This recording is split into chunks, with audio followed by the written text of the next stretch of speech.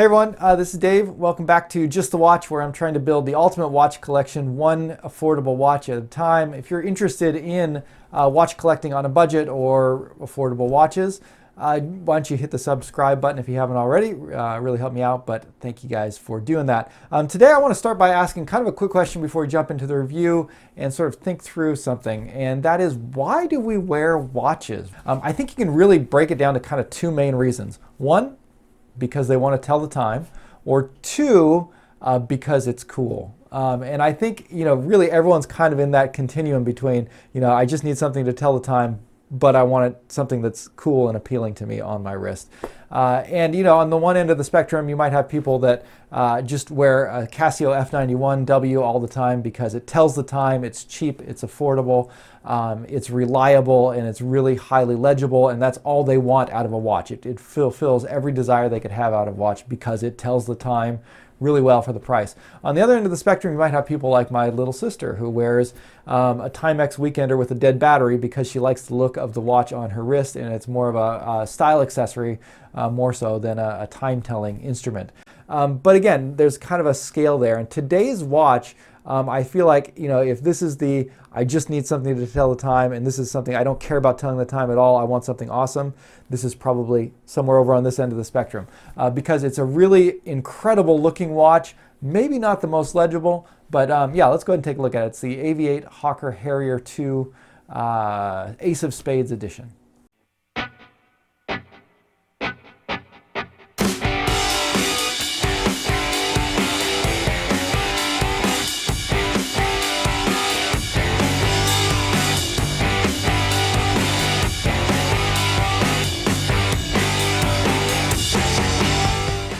Okay, so before we get into the dimensions and specifications, we need to talk a little bit more about this watch and the design of it. So this is a watch from AVI-8, and it is an aviation-inspired watch. It is not a pilot's watch. So now a pilot's watch is a tool watch. It's a watch that's meant to be worn by pilots, that's incredibly legible, easy to tell the time at a glance, and historically they were used as a part of a pilot's instrumentation kit that they would wear when they were flying. This is not that. This is an aviation-inspired watch. It's a watch for people who are interested in aviation and think airplanes are awesome and want an airplane on their wrist, essentially. So what they've done is they've taken a look at the Hawker Harrier jet, and they've tried to pull different elements and incorporate that into the dial of the watch and into the design of the watch. So the watch looks like something incredible or fantastic. It does kind of feel like having a fighter jet on your wrist, which is interesting. It's not the kind of thing I typically think of when I'm looking for a watch, but it is something that is undeniably cool. And so with that in mind, let's go ahead and get into the dimensions and specifications and talk through what we've got here. So dimensions, it's on the larger side. So this is a 44 millimeter watch. Diameter on the case. Keep in mind, this is not a 46 millimeter watch. So on the website, they had this listed at 46 millimeters. It is not that big. I've measured a number of times. I've seen other reviews. It is definitely a 44 millimeter diameter case. You're getting 22 millimeter lugs, 52 millimeter lug to lug, 14 millimeters tall.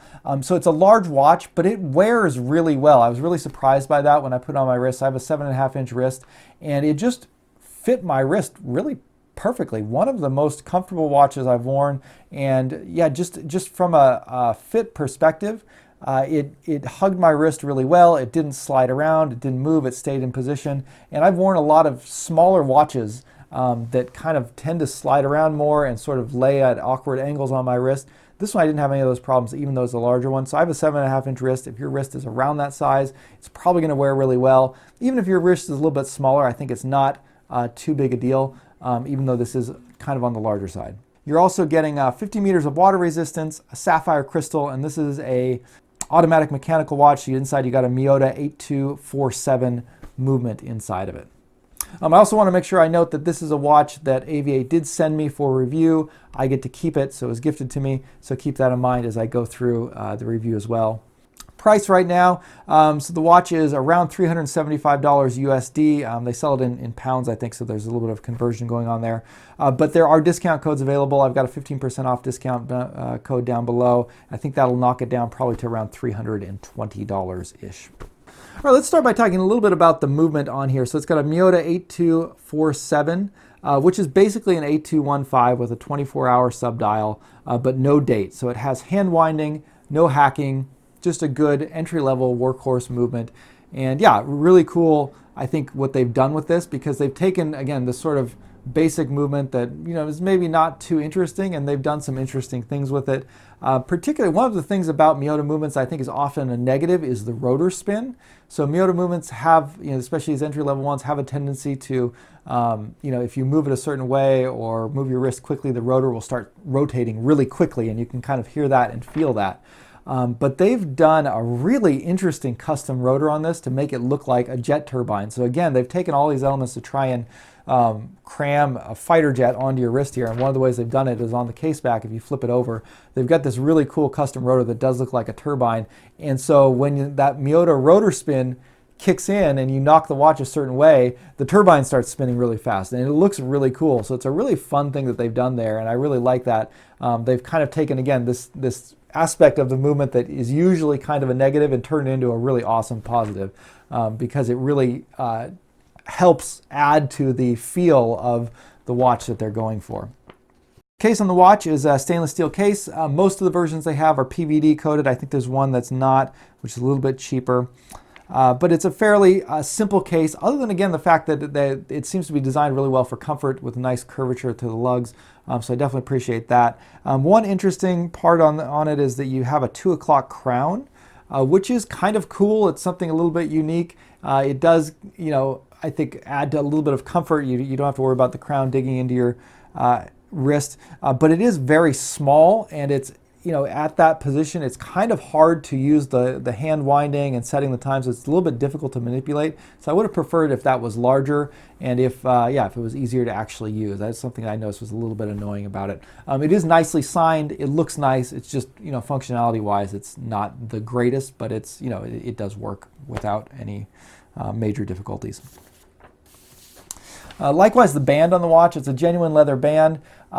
Very comfortable, nice thick padding, seems to be fairly decent quality, and you've got a really cool look to it. So the band, again, it's all a complete aesthetic whole where they've really taken a lot of different elements to pull together, and the band plays into that. And because of that, I haven't found any need to change the band. I have tried it on a couple of other ones, but I always put it back on the stock band because it just looks cooler with that, and this watch is all about looking cool.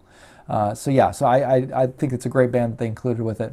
All right, let's talk about the dial, and this is, I think, where they've really done the most work. It's one of the most fantastic and incredible dials that I've ever seen on a watch. It almost feels like there's as many parts in the dial as you would find in the movement. I forget how many exactly they said, but there's so many little steel plates, or there's so many little metal plates and screws and textures and ridges and just all kinds of stuff going on in there. And it looks really cool. There's a lot of cool elements on there, but overall, I think, you know, going for something this kind of, again, extreme and fantastic and out there, I think there's a risk that it can come out looking a little bit toy-like or childish. But they managed to avoid that. It does have a little bit of like almost like a sci-fi look to it. It looks like something real. It looks like it should have all these purposes. So it reminds me a lot of like almost like a high-end prop you would see on like on a Hollywood movie or something. In fact, I think my wife, her comment when she first saw it was, "What does it transform into?" So yeah, it's a really fun look, but it is. Yeah, it definitely feels and looks of quality. So they managed to, I think, pull it off really well there. But again, the trade-off there is, I think, the legibility. So that's the biggest down. The biggest problem I have with the dial of the watch is the way they've done the numerals. So you're getting 5-minute numerals from 12 o'clock until, but then that's it. There's no more markings the rest of it. So on the chapter ring, you have markings. So you can still read the time on the chapter ring. But other than that, it's kind of a jarring thing. Like I feel like if it was only the markings on the chapter ring, then it would be a little bit easier to read, because if you have numerals, sometimes you expect it to have it all the time. And when you only have the numerals like 1/3 of the time, or however many they've got here, you know, you got to do a little bit more mental gymnastics going through. Okay, so am I looking for a numeral marking, or do I got to look at the chapter ring? Which is it? That said, the hands are very legible. They're big, they're bold, they're easy to see, easy to spot, so there's never a problem there. It's just a matter of, sometimes you have markings and sometimes you don't, and it's kind of an odd choice. But given the way that they've designed the dial, it looks cool, and that's, again, I think the main thing about this watch. Some of the interesting things that they've done here. So one of the first things that jumps out is the second hand, what they've done. So they have a second subdial, small second subdial, but rather than it being a hand that spins around, the whole dial spins around. So it looks like, again, like some kind of airplane instrumentation there. And it's a very subtle thing. You almost don't notice it because it's so subtle. But when you do, it looks really cool. That's, again, it's a really, so I'm going to say this looks really cool so many times when I'm reviewing this watch. But yeah, it's a really cool effect to see that little dial spinning around to mark the seconds that are coming off. And then the other subdial they have is a very large 24-hour subdial. And this one, it kind of reminds me of like a radar screen. I think it's got its own metal ring around it, and the 24-hour dial is very well marked. So you got every 2 hours you have a marker on there. So it's actually easier to read the hour, I think, from the 24-hour subdial sometimes than on the main one, which this is another kind of cool thing. Like, so normally 24-hour subdials are totally useless, but because they've given up some of the legibility on the main dial to make it look cool, suddenly the 24-hour subdial becomes kind of a useful thing, where sometimes it's quicker at a glance to use that almost to check the time. And it's kind of fun. It's like, a lot of times when I look at my watch, I feel like I'm kind of scanning the instruments panel on a plane or something to try and figure out what time it is. So it shouldn't take you that long to tell the time, but it's kind of fun that it does. And it's kind of fun using a 24-hour subdial as an actual aid to tell the time. So take that as a plus or a negative. That depends on up to you. Again, it's kind of a little bit of a crazy watch, but if this is the sort of thing that you're interested in, if you find this kind of fun and cool, yeah, it's something that I think you would enjoy. And that's something that I think, overall, I've had a really fun time with this watch as I've been wearing it out and about. It looks really cool. Again, it's kind of out there a little bit, but if that's your personality and if you want something like that, there's almost nothing else like this. So I kind of appreciate AVI-8 for going this direction. There's a lot of companies out there that are doing pilot's watches, that are doing, tool watches. There's not as many that are doing stuff like this, and they seem to continually kind of push the limits of where you can go with this. And when they're doing all of this on watches that are like under $400, usually I feel like the companies that are trying to get this creative are charging a lot more. And so to get this level of creativity at this price range, I think is a fun option to have, and I really appreciate them for going there, even though it's definitely not going to be for everybody. It's not a style that's going to appeal to everyone, but it is a really cool style nonetheless. The dial is loomed. Let's go ahead and take a quick look at that. You're only getting lume on the hands and on the big markers, so that 0, 5, 10, 15, 20 are loomed. The lume is okay. It's not that great, and it's kind of I think it is helpful to have some of the markers loomed, but when you only have those markers loomed, a lot of times it can be difficult to tell what time it is, even if the lume is in a bright state. So it does help a little bit, but obviously I think I would have really liked it if they could have loomed the chapter ring at least. That would have been cooler. But the lume's not powerful enough that I think even if they loomed the chapter ring, it probably wouldn't last that long. I think they would have had to put a stronger lume formula on there. But yeah, it's not terrible. Gets the job done. So in conclusion, is this watch worth the price that you're getting? We've kind of touched on that already. There's not many options out there. There's not many companies that are doing this kind of a watch at this price range.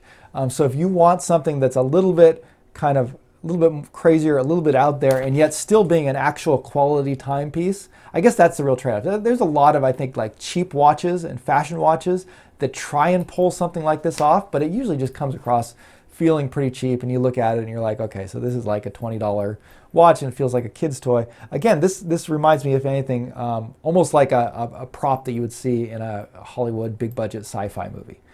It looks like something you would see on the characters' wrists walking around, and you would assume that all of that cool stuff on there is for certain really outlandish purposes. In this case, it's just to kind of look awesome, and you can tell the time on it, but not as well as you could on a traditional pilot's watch. If that's what you're looking for, I think the watch is definitely worth it at the price. if you just want a simple, high quality timepiece, there are probably more affordable options out there. Probably other ones even from AVI-8 or other similar companies like that. But again, if you're paying a little bit extra, I think, for the design and for this dial, again, it can't be cheap to manufacture a dial this intricate and with this many parts in there. So I imagine that adds the cost a little bit. But again, to get all that for, you can get it down to around, I think, around $320 with the discount codes. I think that's a pretty good deal for what you're getting if that's what you want. Again, this is not going to be a watch that's for everybody, but if it is for you, it's something that you'll probably enjoy. So yeah, that'll wrap up the review. Hope you guys enjoyed it. Let me know, you guys, what you think. And yeah, let me know where you guys are on the spectrum. Do you wear a watch just to tell the time, or are you wearing a watch only because it looks cool and you just use your smartphone to tell the time, but you still want to have a watch on your wrist? Or are you somewhere in the middle? Let me know what you guys think. Let me know what you guys think of this watch. But as always, thanks for watching, and we'll see you next time. Bye.